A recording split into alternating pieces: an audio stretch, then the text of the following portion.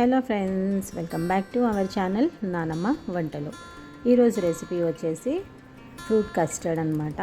చాలా సింపుల్గా అండ్ తొందరగా చేసుకునే ఈ ఫ్రూట్ కస్టర్డ్ని ఎలా తయారు చేసుకోవాలో ఇప్పుడు మనము తెలుసుకుందాము.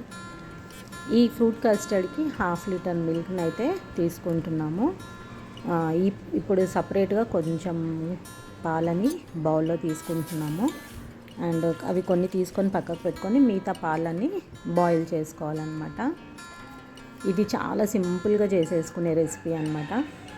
అది కస్టర్డ్ పౌడర్, వనీలా ఫ్లేవర్ది కస్టర్డ్ పౌడర్. ఇప్పుడు మనం పక్కకు తీసుకున్నాం కదా కొన్ని మిల్క్, అందులో 2 స్పూన్స్ కస్టర్డ్ పౌడర్ని యాడ్ చేసుకోవాలి.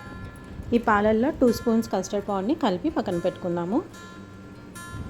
బాగా ఎలాంటి ఉండలు అట్లాంటి లంప్స్ అన్నట్టు ఏమీ లేకుండా మంచిగా కలిపి పక్కన పెట్టేసుకుందాము. ఇప్పుడు మనము పాలని చాలా చిక్కగా అయ్యేంత వరకు వాటిని బాయిల్ చేసుకోవాలి.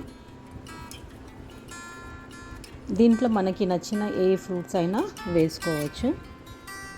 ఇప్పుడు ఈ పాలు మరుగుతున్నప్పుడు 1/2 కప్పు షుగర్ అన్నమాట ఇందులోనే వేసుకొని మొత్తం కరిగిపోయి ఆ పాలన్నీ చిక్కగా అయ్యేంత వరకు పెట్టుకోవాలి.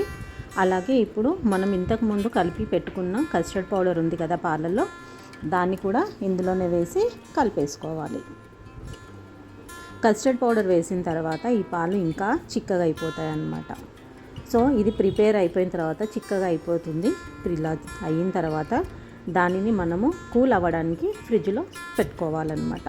కూల్ అయిన తర్వాత పూర్తిగా అది చల్లారిపోయి కూలింగ్ వచ్చిన తర్వాత మనకి కావాల్సిన ఫ్రూట్స్ని ఇందులో యాడ్ చేసుకోవాలి.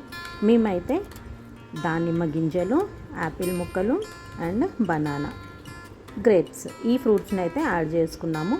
మీరు ఇంకా మీకు నచ్చిన ఫ్రూట్స్ని కూడా చిన్న చిన్న పీసెస్గా కట్ చేసుకొని ఇందులో యాడ్ చేసుకోవచ్చు. చూసారు కదా కన్సిస్టెన్సీ ఎంత థిక్గా ఉందో, ఆ విధంగా చిక్కగా అయిపోతుందన్నమాట. దీన్ని కూల్గా సర్వ్ చేస్తే చాలా యమ్మీ అండ్ టేస్టీగా ఉంటుంది. అండ్ మీకు ఇందులో కావాలి అనుకుంటే డ్రై ఫ్రూట్స్ని కూడా యాడ్ చేసుకోవచ్చు, ఒకవేళ మీకు డ్రై ఫ్రూట్స్ అంటే ఇష్టం ఉంటే. సో మేమైతే కొన్ని కిస్మిస్ అండ్ కాజుని చిన్నగా కట్ చేసి అందులో వేసేసుకున్నాము. సో చూసాం కదండి, యమ్మీ చాలా క్విక్గా అయిపోయే ఫ్రూట్ కస్టర్డ్ రెసిపీని. మీకు నచ్చినట్లయితే లైక్, షేర్, సబ్స్క్రైబ్ చేసుకోండి.